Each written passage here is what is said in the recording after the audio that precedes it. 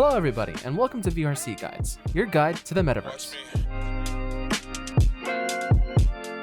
Watch me. Watch me. Watch me drive. Watch me. My name is Grimdark Dio, and welcome to VRCGuides. VRChat has a long list of club-related worlds, as I have no doubt that you've noticed. It seems to be a trend amongst VRChat world creators aiming to house a more mature audience, welcoming more users to the platform. One of the more popular ones to date is Just Be Club.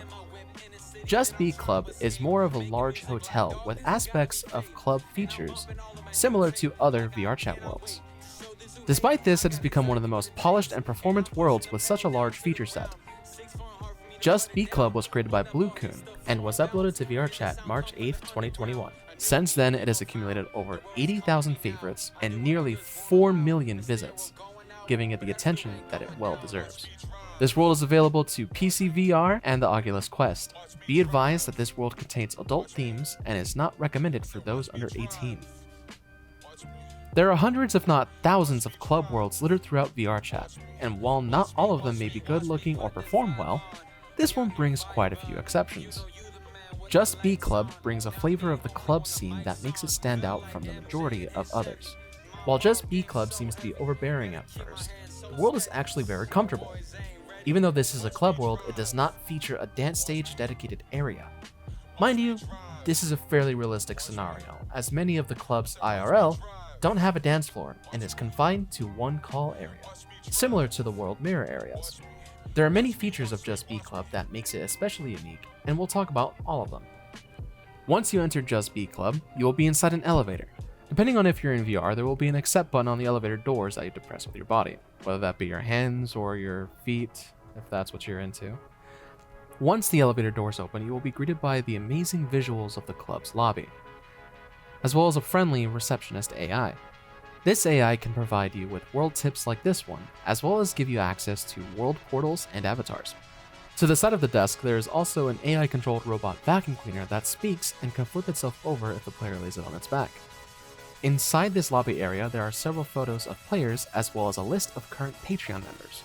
The photos around the world with name tags are elite patrons who want to show their support. There are also magazines by the mirror area of Let's Just Be Weekly, as well as a boxed doll of the world creator.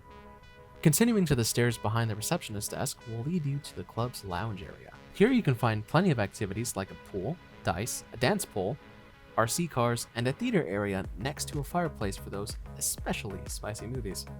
Photos of elite supporters are also found here, along with a mirror area for mirror dwellers. Towards the back of the room, there is a photo booth for taking branded photos in-game with a nice backdrop. To the right of the photo booth is another set of stairs that leads to the bar and balcony. Here is where you can drown your sorrows in virtual booze from when you tried to get lucky with an e-girl, but failed. It's okay, buddy. There's plenty of other femboys out there. Going to the balcony gives you a beautiful scenery shot of Hong Kong with some questionable edits. Left to the entrance of the balcony, you can find a sectional couch with some adult drinking games, like spin the bottle, beer pong, as well as a hot tub with a plate of chips. If you ask me, I think if chips sat next to a hot tub for more than a moment, they wouldn't be very crispy. To the right of the entrance, you can find a much larger sectional with a table covered in goodies, from veggies and fawns to fruit and chocolate fountains. There are also 2 patio seats for laying back to look at the stars of the amazing skybox. Returning back to the lobby and into the elevator, we will move on to the penthouse. Once you enter the penthouse, you'll be greeted by a cardboard cutout of the receptionist from the main lobby, likely because the receptionist can't be in 2 places at once. This room also contains a bed for public cuddle sessions, if that's what you're into. Straight ahead is another mirror area with another breathtaking view of Hong Kong. These areas tend to attract a lot of mirror dwellers due to the unique system setup for the mirrors. Entering the door to your right will lead you to a hallway with private rooms on each side. The rooms normally have interesting activities involved, but that's for another video. Once you make it down to the end of the hallway, you will see an entrance to the VIP area. Blue was super gracious to provide mono access to the room to give you all a sneak peek of the absolute amazing structure created for VIP members. And finally, to the right is a big, cozy, and fluffy beanbag that actually sinks when users sit or stand in it. This is so cozy, you can only experience it firsthand.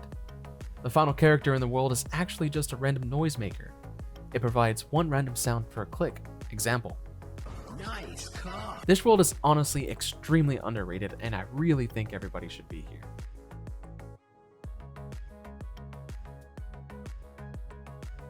So where did the concept of Just Be Club come from? What was your inspiration? I gotta know. Well, so there's a map in VRChat. It's called Just H Party. Not very similar to Just Be Club, but you might notice the similarity in the name. So Just H Party had an update where they introduced the main area became like a silent area, and I thought that was kind of weird and not so great. And then it sort of made me think, you know what, I could make this map like do a better job of it. And so I started making Just Be Club, which project is still called Just Be Party. I changed it to Club like the last minute, which was a good idea. But that's where it came from. So I just wanted to do a better job of that kind of concept. Obviously got the private rooms, which are the core part of that. And it just sort of, obviously it's very different to that world, and it's spun out into a hangout area, hangout map with all these different things you can do, and the private room is obviously a big part of that, and the NPC as well. So yeah. How long did it take you to develop Just Be Club? Did it take a couple of weeks, a couple of days? I started with the lobby map, which is just like the lobby doesn't look the same, but it's just a version. It's like the first version of the map where it has the NPC, it has a video player, it has the same kind of ambience, if not better, in that world. But it doesn't have the private rooms, and it doesn't have, you know, it's much smaller. And that's where it started. I don't remember how long that took to make, but that was published in October of last year, I think. And then I think it was 5 months after that it took me to make, you know, B Club as it is here, and publish that. Did you expect to receive such a positive reception from this map? No. I didn't, because I had the lobby map, and the reception to that was pretty minute. I think at the time that B Club came out, there was, you know, 1 or 2 0 people there. So based off of that, and that didn't have the private rooms, and there weren't as many features, but it still had the NPC, which I felt was a big factor, and I still do think it is. And it wasn't terribly popular. So before I released B Club, I knew that it like ticked a lot of boxes. It was very polished, had lots of stuff, lots of features. So I knew that the sky was the limit, but in terms of how well it would actually do, my expectations were, you know, a lot lower, because of what I had with the lobby map and where the maps, I mean, they're not as good as this, but I wasn't expecting it to be quite so big. And I was very happy that it was a big success.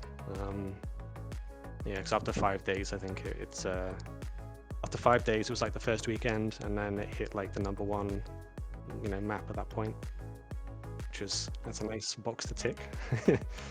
Sorry, my battery's low. I'm just gonna change it in case it goes. Sorry, let me just scooch around here. I'm keeping this in the video, by the way, just so you know. You're cutting all this. You're definitely cutting all of this. How do you feel knowing you have over 3.5 million visits in this world?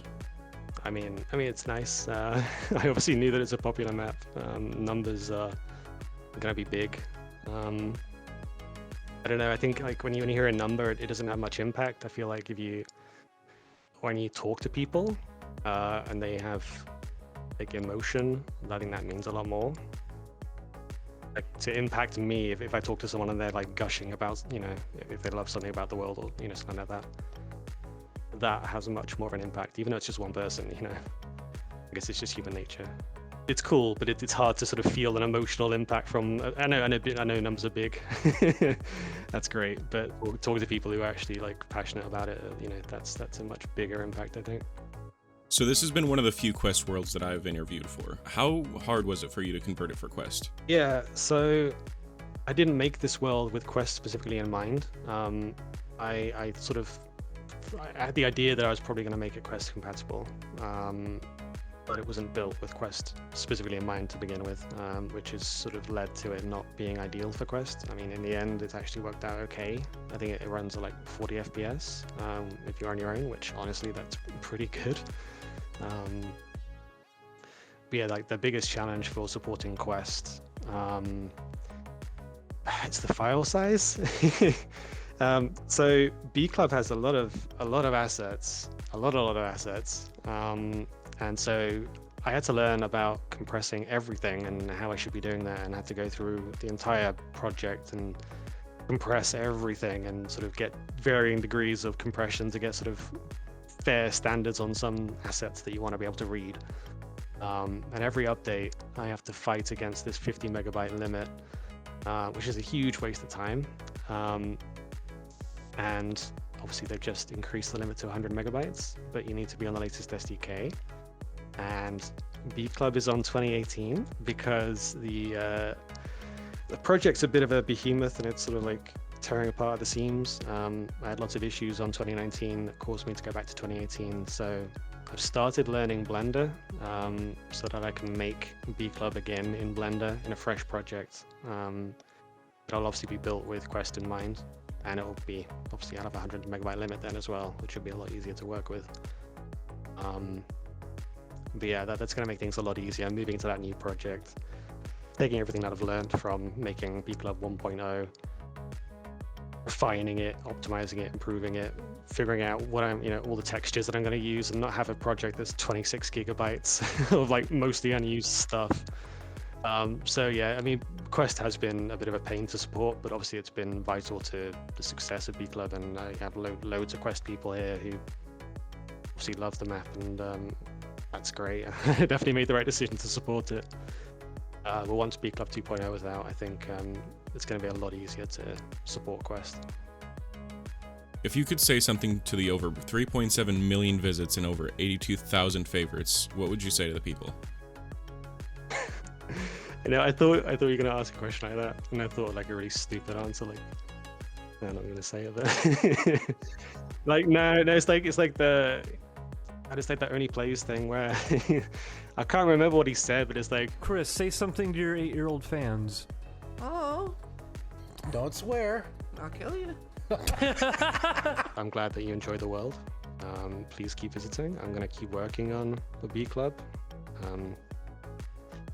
So yeah, please. Just B Club is an embodiment of pure hard work, love, and labor. While on the surface to many, Just B Club looks like a simple world, it's far from that. Many hours of Udon script and coding can create an amazing and beautiful product like this. With the amount of patrons Blue has, it comes to no surprise that this world is as stunning as it is, and sets a new bar for VRCGuides rating system, making it one of the absolute best worlds for every new, veteran, and even legendary users. Today's rating has been rated by both myself and Mono X Mellow. The score will be averaged to the highest half. This world's performance is rated 5 out of 5 stars. While we explored this world, our frames remained at a consistent 85 to 92 frames per second. The world has been very optimized and should be friendly to lower-end systems. With everything going on in this world, I'm surprised frames remain so high with little to no hiccup.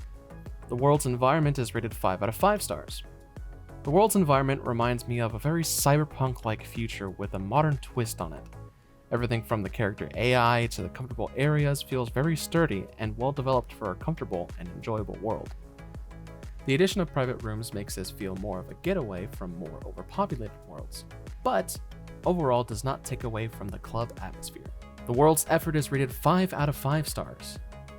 As far as I'm concerned, Just B Club has not cut any corners. From powerful design to an interactive experience, we can gladly say that this is an amazing world with a lot of effort put into it. Overall, this world receives a gold 5 out of 5 star rating and has finally set world expectations for future videos. Just B Club has been a fantastic world to take a deeper look into and has surprised everyone I've shown it to. To fit so much into a virtual world, it amazes me how well it was assembled. Thank you, Blue, for sitting down to talk with us about your world, and I cannot wait to see future projects. If you enjoyed this video, please consider hitting that like and subscribe button. If you would like to request a world to review, leave a comment or join our Discord in the description. Until next time, on to new worlds.